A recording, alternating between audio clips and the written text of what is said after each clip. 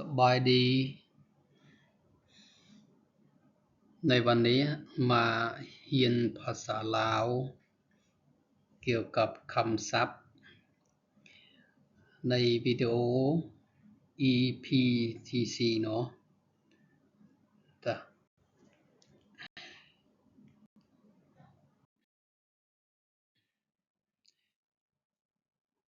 มักมัก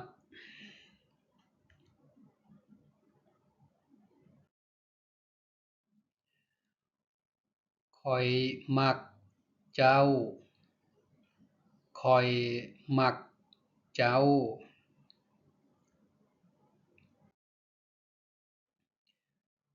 คิดฮอดคิดฮอดข้อยคิดฮอดเจ้าข้อยคิดฮอดเจ้า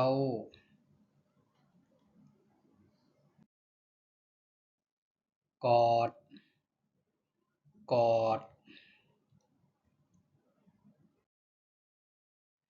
กอดข้อยแหน่กอดข้อยแหน่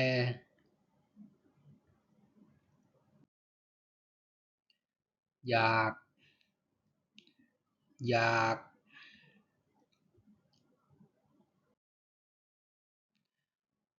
ข้อยอยากกลับบ้านข้อยอยากกลับบ้าน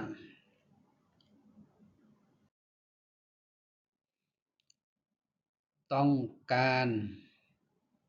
ต้องการข้อยต้องการเจ้าข้อยต้องการเจ้า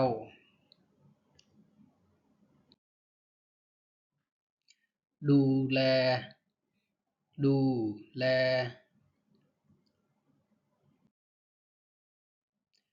ดูแล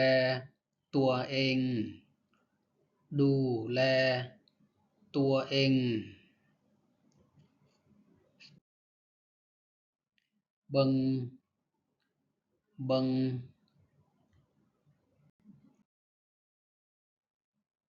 พบกันใหม่พบกันใหม่เห็นเห็น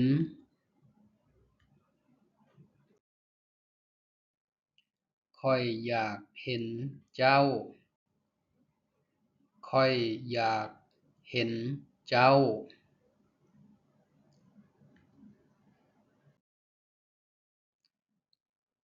เยี่ยมยาม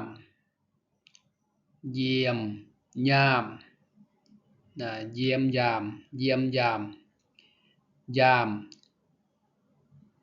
เยี่ยมยามและยามนี่2อย่างนี้ใส่ได้อันเดียวไป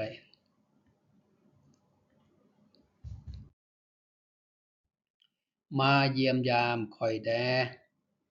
มาเยี่ยมยามข้อยแหน่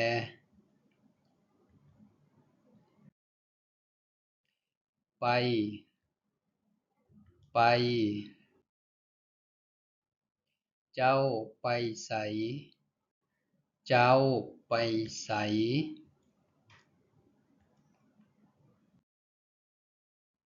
เจ้าได้ไปไสเจ้าได้ไปไสในอดีตเจ้าได้ไปไสเจ้าจะไปไสเจ้าจะไปไสอนาคตเนาะเว้าเว้าเจ้าเว้าหยังเจ้าเว้าหยัง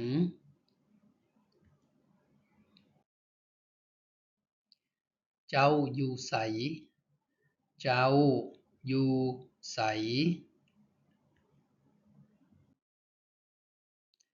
และเจ้าเดและ เจ้าเด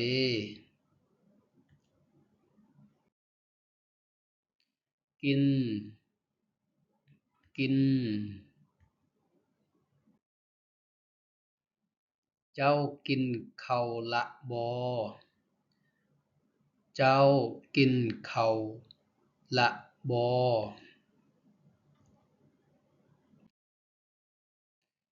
โทรโทรหาโทรโทรหา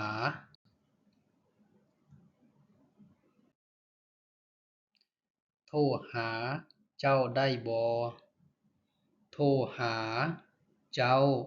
ได้บ่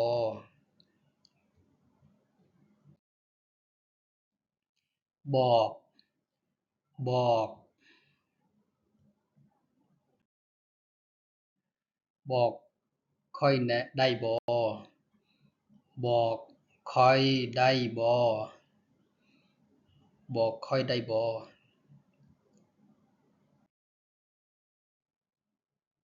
ข้อยขอโทษข้อยขอโทษ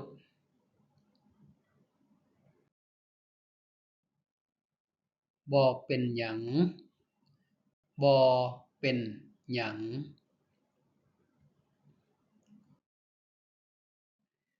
เพื่อหยังเพื่อหยัง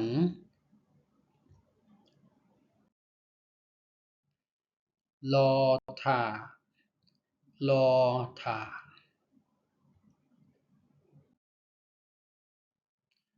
ข้อยรอท่าเจ้าอยู่ข้อยรอท่าเจ้าอยู่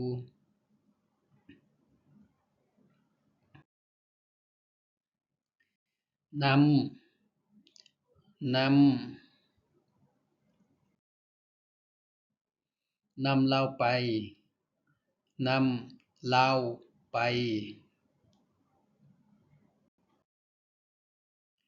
ไปพุ่นไปพุ่นมานี้มานี้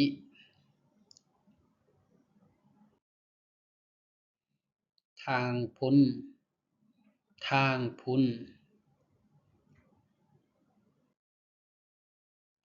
ทางพี่ทางพี่ตื่นนอนตื่นนอน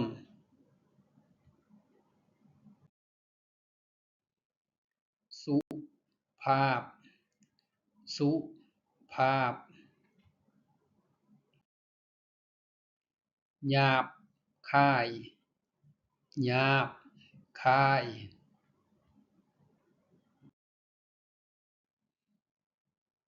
หยังก็ได้หยังก็ได้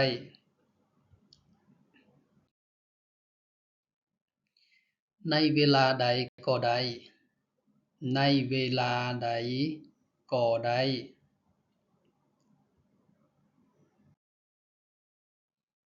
ไผก็ได้ไผก็ได้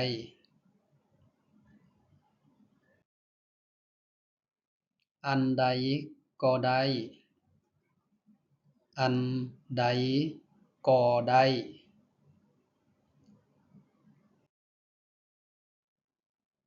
อยู่ไสก็ตามอยู่ไสก็ตาม